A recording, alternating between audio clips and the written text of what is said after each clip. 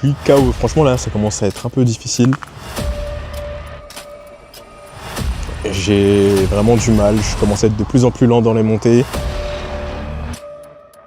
Il me reste 7 heures de vélo. Je suis déchargé à 40%. Je commence à être dans le rouge, mais je suis pas dans le rouge. Là, je m'ennuie vraiment beaucoup. Je sens que ça commence à être vraiment long là.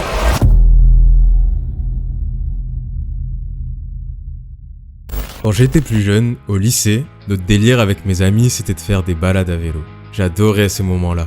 Il n'y avait rien qui ne pouvait m'offrir une sensation de liberté plus grande que ça. On se tapait des bars du matin au soir en errant dans les forêts, dans les champs ou dans les rues en ville en allant jusqu'à Paris par exemple. Depuis Guyancourt, pour aller à Paris, la première grosse étape qui marquait notre itinéraire, c'était la Minière. Une grosse descente suivie d'une côte sur route, traversant une forêt qui reliait Guyancourt et Versailles. C'était un passage emblématique de nos sorties. On était souvent amenés à faire face à la grande montée sur le chemin du retour, ce qui nous paraissait 2 fois plus dur à parcourir après une longue journée passée à pédaler.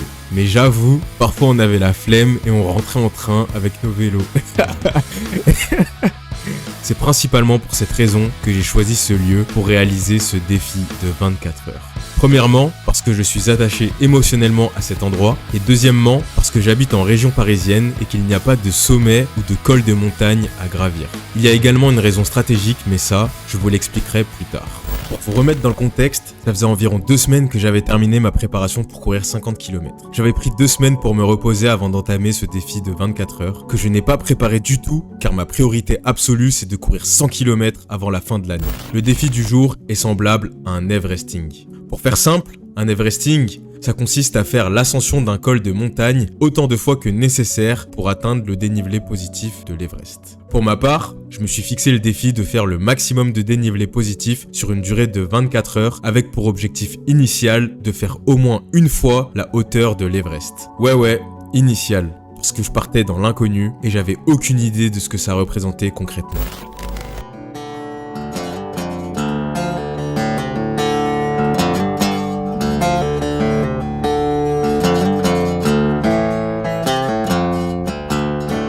Plus tôt, je vous avais dit que j'avais choisi ce lieu pour une raison stratégique. Eh bien, j'ai choisi cet endroit parce que juste à côté de la boucle, il y a un petit parking et comme c'est un défi personnel en autonomie totale, j'ai eu l'idée géniale de garer ma voiture juste à côté de la boucle afin de pouvoir me ravitailler. C'est un peu mon QG, ma petite base, ma zone de confort.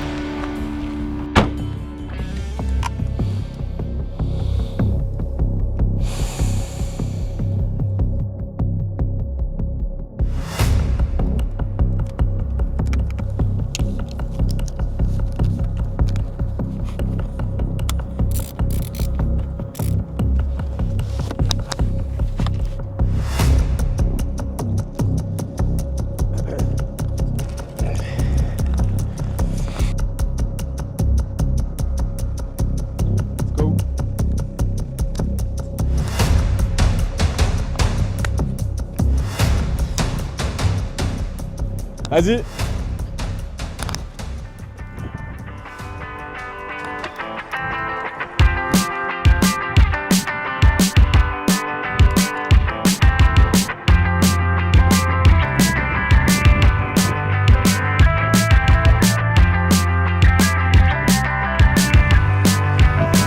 On fait la course!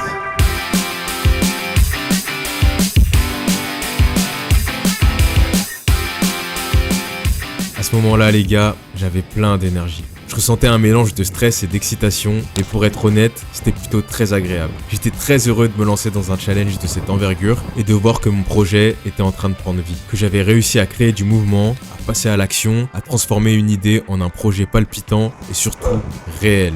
Pour vous donner des précisions sur le parcours, la boucle totale faisait un peu moins de 5 km avec un total de 87 mètres de dénivelé positif, ce qui est plutôt faible par rapport à un Everesting original. La boucle était composée de 2 descentes et 2 ascensions. Pour que je puisse atteindre mon objectif, il fallait que je parcours une distance équivalente à peu près 486 km, ce qui correspond en moyenne à un peu plus de 20 km/h. Là maintenant je vous donne ces informations, mais sur le moment j'avais même pas fait le calcul, c'est pour vous montrer à quel point j'étais insouciant.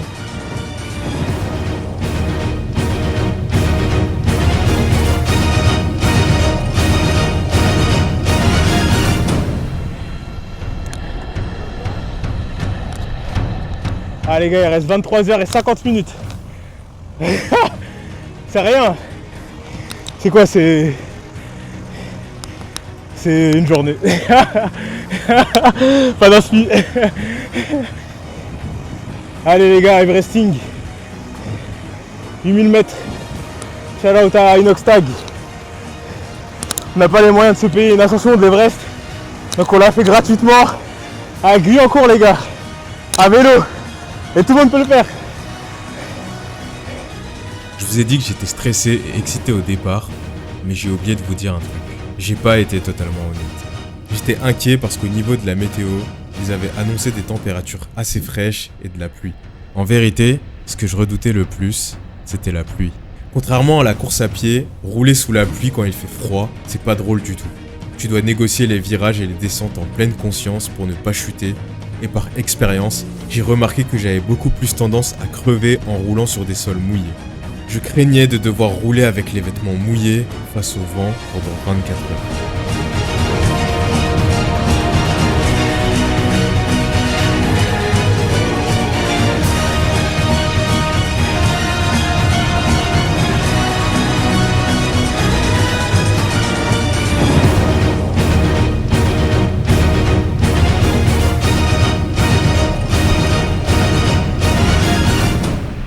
Je peux m'accrocher un peu quoi les gars là. Bah oui évidemment frère.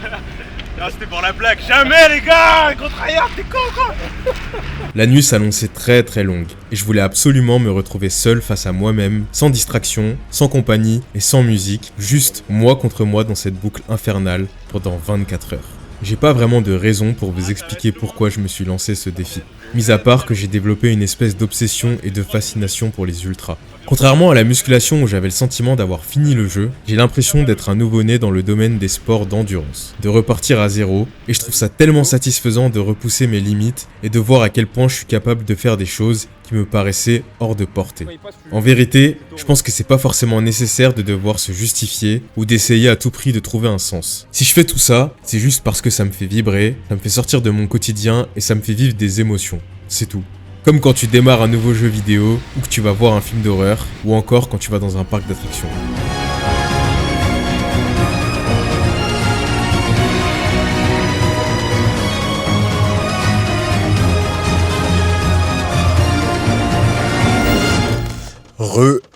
Bon, on se retrouve dans ma gauve. Je sais pas si vous l'entendez, mais il pleut. Il est 4h du mat. Ça commence à devenir un peu dangereux parce que j'ai ma lumière frontale qui s'éteint parce que j'ai plus de batterie. Et je viens de me rendre compte, j'ai pas pris le bon chargeur pour recharger la lampe frontale. Je commence à avoir de plus en plus de voitures en plus, alors qu'il est 4h du matin, bizarre. Et j'ai décidé de faire une pause, donc là je vais aller dormir, je pense, jusqu'au lever du jour à mon avis, parce que je sais qu'il va pleuvoir toute la journée demain. Je vais reprendre des forces, je vais manger, voilà, 4 heures. Je vais dormir jusqu'à environ 6h, 6h30 jusqu'au lever du jour, et on va repartir. Voilà, le repas là pour reprendre des forces, refaire les stocks de glycogène. Donc il y a du poulet, des pâtes, concombres, tomates, un petit peu de sauce soja sucrée, et voilà. Petit fun fact là comme ça, moi j'adore dormir en écoutant le son de la pluie, et ça m'arrive des fois d'écouter des vidéos avec le son de la pluie, et je trouve ça ultra apaisant pour dormir. Donc là, autant vous dire que je suis aux anges. 7h05 les gars, à peu près 3 heures que je suis en pause, que j'ai pu faire la sieste, que je me suis reposé. Donc là il est temps de repartir, ça m'a fait un grand bien et franchement je pense que j'aurais pas pu continuer si j'avais pas fait cette sieste. Il se serait passé un drame. Bref, on est reparti, let's go, ça fait déjà 3 heures quand même. Faut pas trop traîner non plus, on a fait que 75 km en plus. En termes de dénivelé, je sais pas trop à combien ça correspond mais je dirais au moins 1000 mètres. Le problème c'est qu'avec ma Garmin je peux pas savoir à combien de dénivelé je suis. On est reparti les gars. Après cette longue sieste réparatrice de 3 heures, j'ai poursuivi seul jusqu'au retour des caméramans. Leur retour était prévu aux environs de 16 heures. J'étais en forme et de bonne humeur, prêt à attaquer cette boucle de 5 km et rattraper le temps perdu. Par chance, la pluie avait cessé de tomber, laissant place aux prémices de ce qui s'annonçait être une belle journée. J'avoue, j'étais quand même déçu d'avoir dormi aussi longtemps. Je trouve ça dommage sur un défi de 24 heures, mais j'avais pas pu dormir ou me reposer correctement la veille du départ. Et puis, quelle idée de partir à minuit. Mais bon, j'ai l'impression d'en avoir tiré des leçons.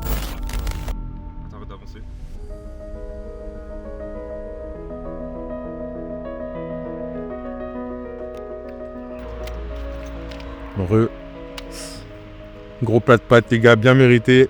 J'essaie de pas trop traîner quand même, de le finir vite. Il est bien géchard. Je sais pas si ça se voit là les gars, mais ça doit faire au moins 2 kilos. Hein. 2 kilos, mais pour un défi de cette envergure, c'est nécessaire. Ça fait 14h30 que je roule. Enfin, 14h30 que le défi a commencé. Je suis à 235 km. Franchement, je me sens bien.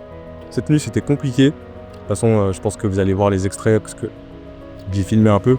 Mais il a commencé à pleuvoir de ouf. J'avais super froid, j'ai dû mettre ma bolaire. J'avais plus de batterie sur ma lampe frontale. C'était que je voyais plus grand chose. Ça commence à être dangereux un peu. Bizarrement, vers 3-4 heures, il commence à y avoir beaucoup de voitures, du trafic. J'ai pas compris. Donc là, au niveau du challenge, pour faire les 8000 mètres de dénivelé, enfin un peu plus 8800 mètres de dénivelé, ça commence à être un peu compliqué là, je vous avoue. Je pense que je vais pas y arriver, pour être honnête. Mais c'est pas grave. En vrai, on lâche rien. Je vais me donner à fond pour donner le meilleur de moi-même et essayer de faire le maximum comme d'habitude.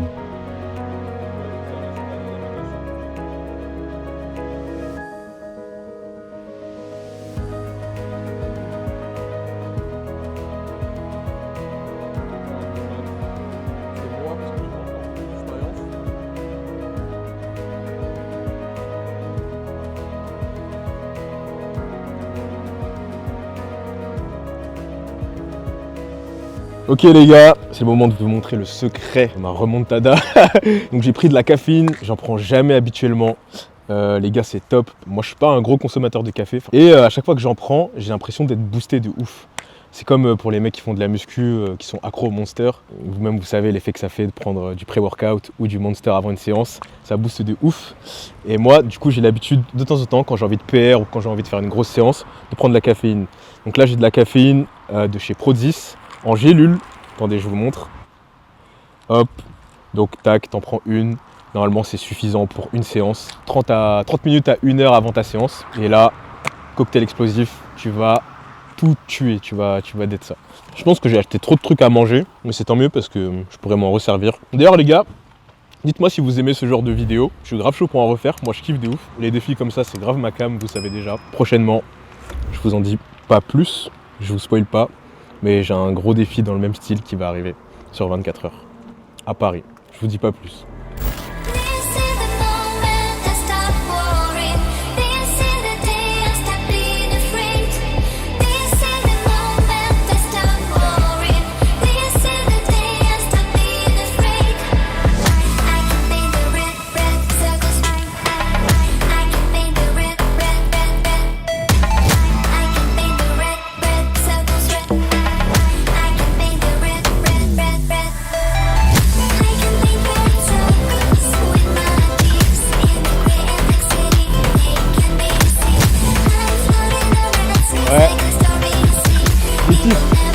C'est de la chance.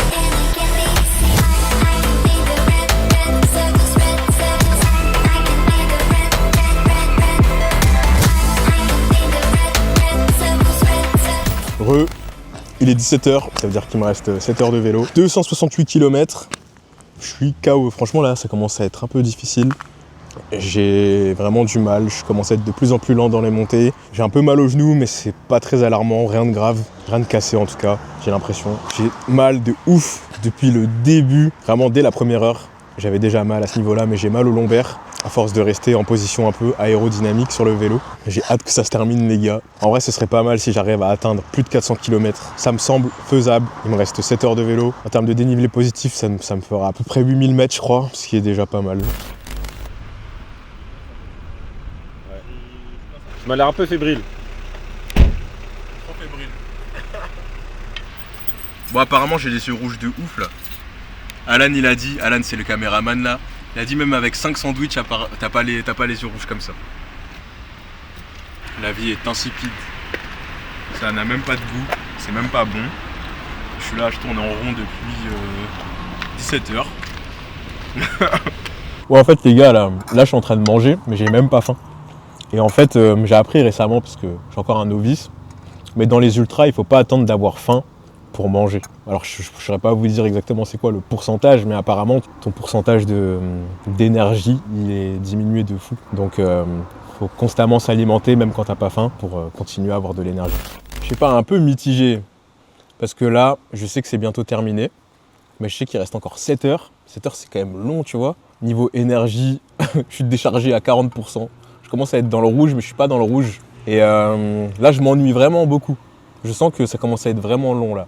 Au début, je suis passé par tout le spectre émotionnel, donc l'euphorie, la paix. Franchement, j'étais en paix, hein, dans le noir, dans la nuit, tout seul. C'était silencieux, c'était calme. J'étais dans mes pensées, j'avais plein d'idées, donc ça c'était cool. Ensuite, il y a eu une phase vers 4h du matin où vraiment là, j'étais en mode shutdown.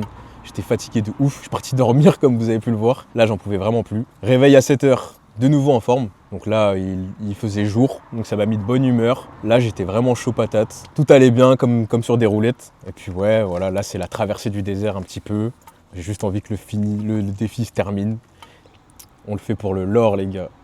Comme ça, je pourrais montrer à mes enfants, leur dire, regardez papa comment il était quand il était jeune. Voilà. Franchement, envoyez là les pouces bleus, hein. C'est une dinguerie ce qui se passe. Et remercier les caméramans et le monteur vidéo, parce que sans eux, enfin d'ailleurs moi je les remercie du coup, merci les gars, parce que sans eux on n'aurait pas toutes ces images magnifiques.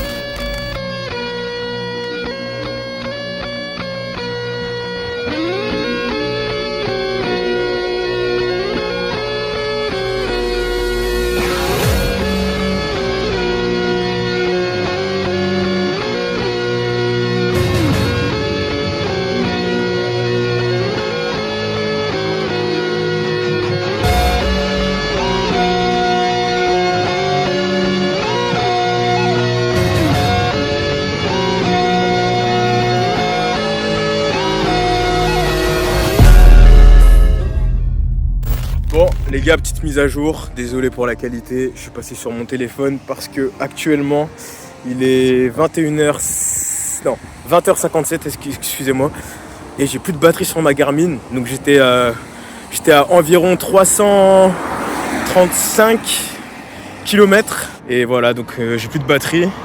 Donc là je suis obligé de continuer avec mon téléphone, ça va pas être très précis.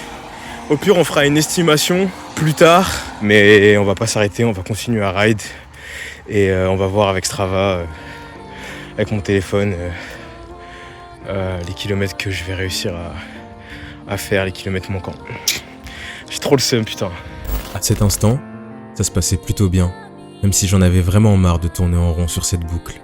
Malgré mes sourires face à la caméra, au fond de moi, l'idée de prendre des pauses ou de m'arrêter quelque temps devenait de plus en plus fréquente dans mon esprit. Mais je ne lâchais rien. Je savais qu'il me restait seulement quelques heures à tenir. Et même si mon objectif initial était hors de portée, je savais que j'étais capable d'atteindre le palier des 400 km, soit environ 7280 mètres de dénivelé. Et ça me faisait vraiment kiffer. Mais vous allez voir que des imprévus ont troublé la fête. Les amis, alors il est 21h08, on se retrouve dans ma voiture parce que j'ai plus de batterie sur ma Garmin, donc là je viens de la mettre à charger et encore je sais pas pourquoi ça charge pas. Je vais utiliser le téléphone pour pour la suite. L'activité s'est enregistrée automatiquement avant que la Garmin s'éteigne. Je sais pas si l'activité va bien être enregistrée sur Strava afin qu'on puisse voir le dénivelé total. Parce que je sais que des fois ça bug et que ça met un peu de temps. Enfin bref, on verra. Là je suis KO. Il y a les gars qui arrivent dans à peu près 2 heures. Ils sont censés venir vers 23 heures. Franchement, ça m'a mis un gros coup au moral. En plus il commence à pleuvoir. On peut voir un petit peu sur les vitres. Et voilà. Donc là je fais une bonne petite pause. Je vais manger. Et je vais repartir. Finalement, j'ai pas trouvé la force pour remonter sur mon vélo. J'ai complètement rage quit, j'étais anéanti. J'ai pas su garder ma lucidité pour me convaincre que c'était pas grave et que je pouvais poursuivre l'activité avec mon téléphone sur Strava par exemple, même si ça allait être imprécis et peu fiable. Il s'est mis à pleuvoir, j'avais froid, j'avais mal, j'étais seul et je savais que je ne pourrais pas afficher fièrement le fait d'avoir parcouru 400 km et que les données ne pourront jamais être immortalisées. Avec du recul aujourd'hui, je trouve ça stupide de réfléchir comme ça. Mais je ne me juge pas.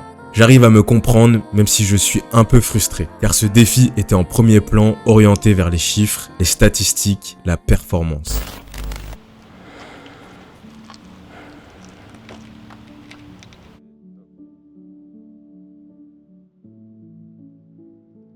Les amis, on se retrouve là où tout a commencé, au parking, le spawn, et qui est le QG, ma base.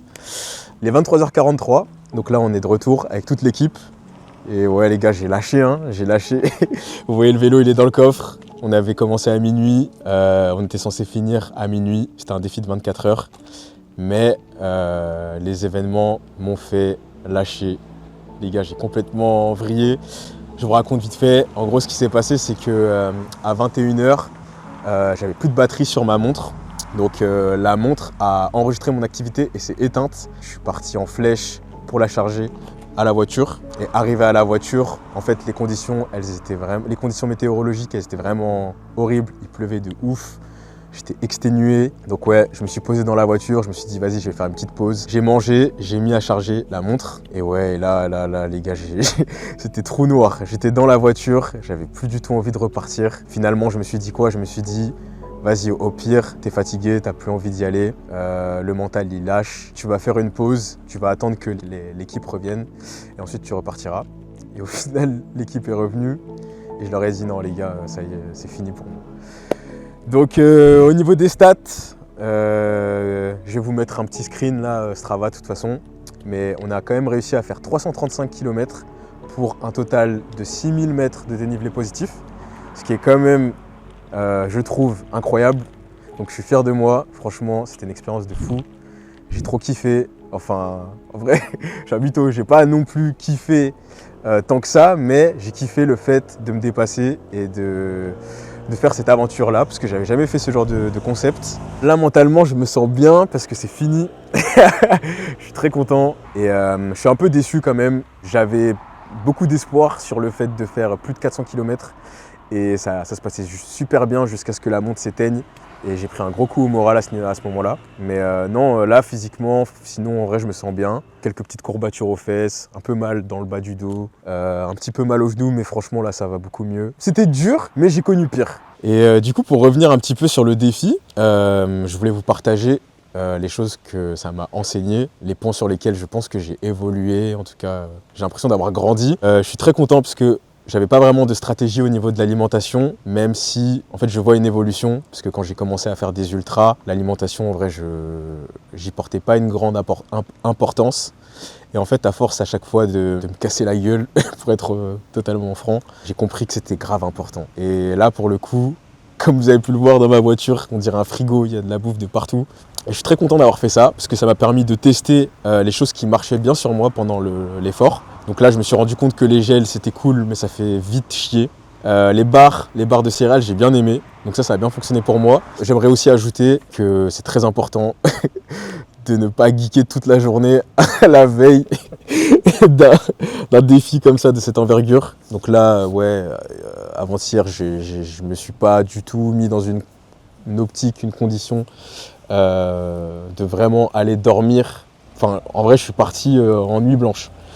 Et ça, c'était vraiment une mauvaise chose parce que je me suis très vite, j'ai très vite été très fatigué. Et ouais, je pense que si j'avais fait une sieste ou si j'avais dormi avant de partir pour faire le défi, j'aurais pu peut-être tenir les 24 heures sans dormir. Donc le sommeil, super important aussi. Vas-y mon gars. Vas-y, à plus. Vas-y Joey. Vas-y mon gars, hein. Vas-y. Hein. Merci d'être venu. Bien bizarre. Bien bizarre. Mon gars Joey vient de faire une perf de ouf. Et voilà, hein, le tryhard. Tryhard originel. Shredded Joey, c'est lui. Bon les gars, moi ça y est, je vais aller dormir. N'hésitez pas à me dire dans les commentaires ce que vous avez pensé de la vidéo. Et dites-moi si jamais vous voulez que j'en refasse dans ce style. D'ailleurs, dans 1 mois, j'ai un objectif un peu dans le même délire qui arrive, mais je vous en dis pas plus parce que j'ai envie de garder ça secret. Ne vous inquiétez pas, je pense que ça va être même peut-être beaucoup plus dur que celui-ci. En fin d'année, on a toujours l'objectif de courir 100 km, donc allez regarder ça sur ma chaîne, Road to 100 km. Likez, partagez et commentez tryhard si vous avez regardé la vidéo jusqu'au bout, comme ça je sais qui sont les vrais. Et voilà. Bonne nuit, ciao, à bientôt, bisous.